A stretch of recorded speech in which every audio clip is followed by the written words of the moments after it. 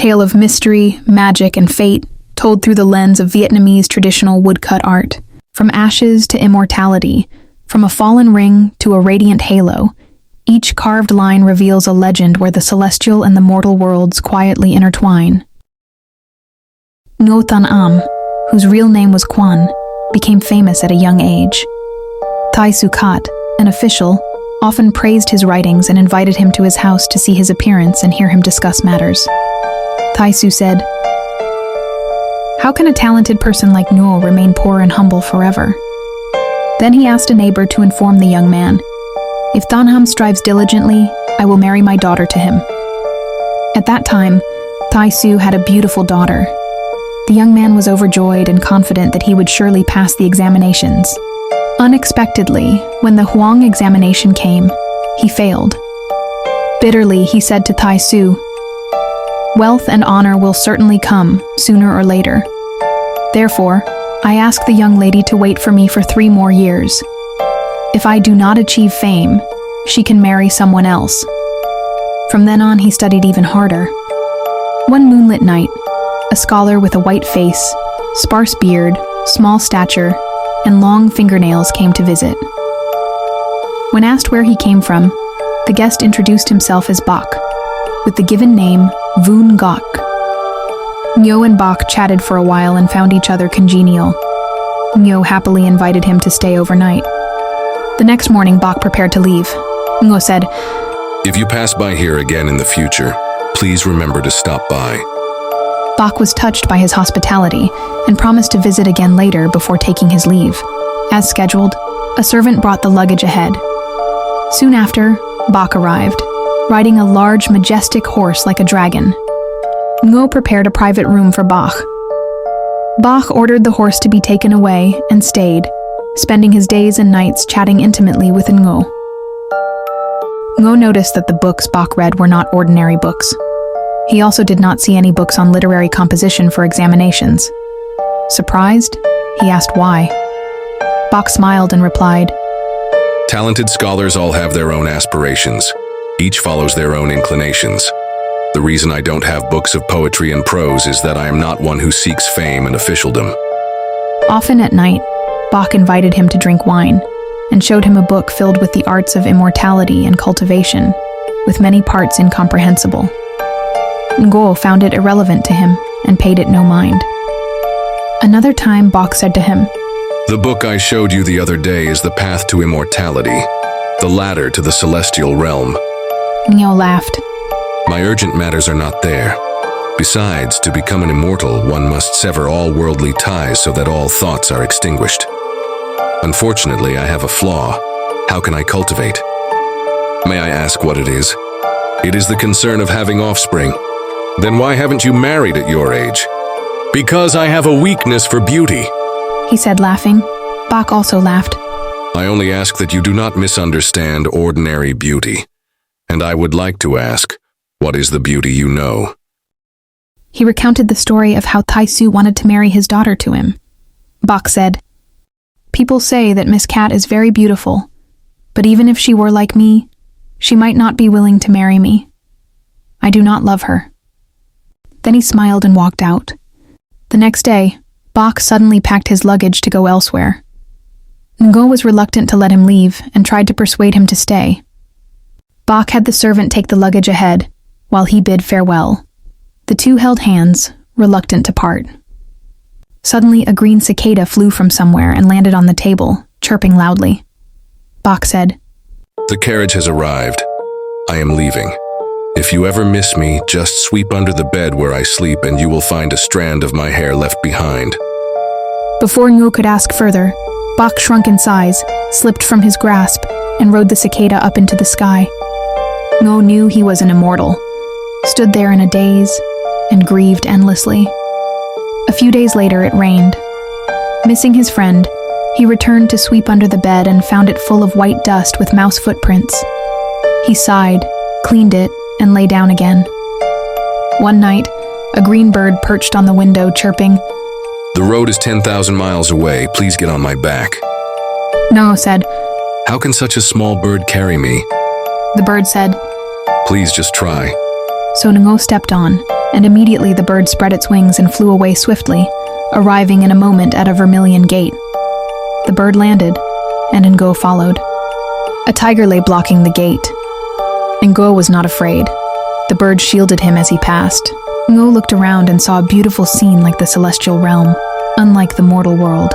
The bird led him into the Kwanghan Palace, with jade-paved floors, corridors like mirrors, tall shady trees, fragrant flowers, a red-roofed jade palace, crowded large gates, beautiful young women, and no one old in sight. The bird said, "This is the Ngoch Nu Palace. Out of 100 people, none are worthy, so you must wait. Since you have arrived, please wait." After a while, the host came out. Bak took Ngo's hand and led him inside. He saw a white courtyard, murmuring streams and precious stones everywhere, like a royal residence. Having sat for a short while, a girl brought tea. Then 4 other girls brought wine. One gently scratched his back where it itched, and he felt comfortable. Drunk, he could not restrain himself and reached out to hold her hand. She smiled, withdrew her hand, and said nothing. Bak instructed the girls to sing, dance, and pour wine. A girl in a thin dress brought out wine, pouring and singing at the same time, her voice like a gentle breeze. Finally, a girl in a blue dress came out, singing and offering wine. The girl in purple and the girl in white giggled and pushed each other, unwilling to come forward. Bak told each girl to take a cup. The girl in purple came to pour, and Ngo took her hand. She smiled, causing the cup to fall. Bak scolded her, and she bent down to pick it up, whispering, "Your hand is cold." "What if it were warm?" The girl in white sang a song and brought out wine. Ngo declined. "I am already drunk." "I will not drink any more." She blushed, drank in his stead, and smiled. Ngo found everyone beautiful and asked the host, "With so many beauties, why not bestow one upon me?" Bak looked at him, smiled, and said, "Or do you already have someone in your dreams? Are none of the ladies here pleasing to your eye?" Ngo had to confess. "Now I see that your heart is narrow." Bak then had the girls come out for Ngo to choose. Everyone was beautiful, and Ngo did not know whom to choose. Bak saw that Ngo and the girl in purple had a connection when their hands touched, so he told her to go home with Ngo. The girl's eyes were filled with tears. She poured a farewell cup, offering a hairpin as a keepsake.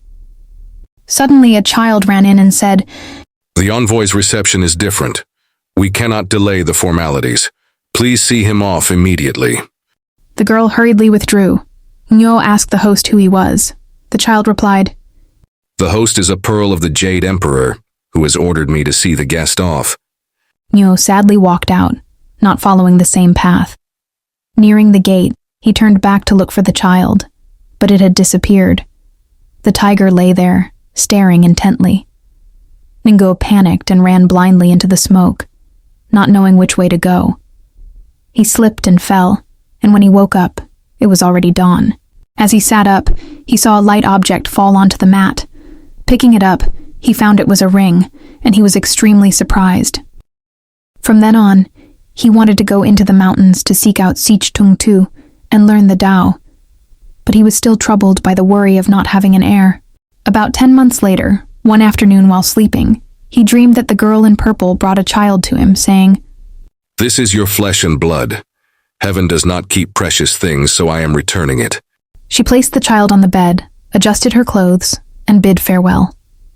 Ngo reached out to hold her back but could not. Her clothes turned purple and dissolved into mist.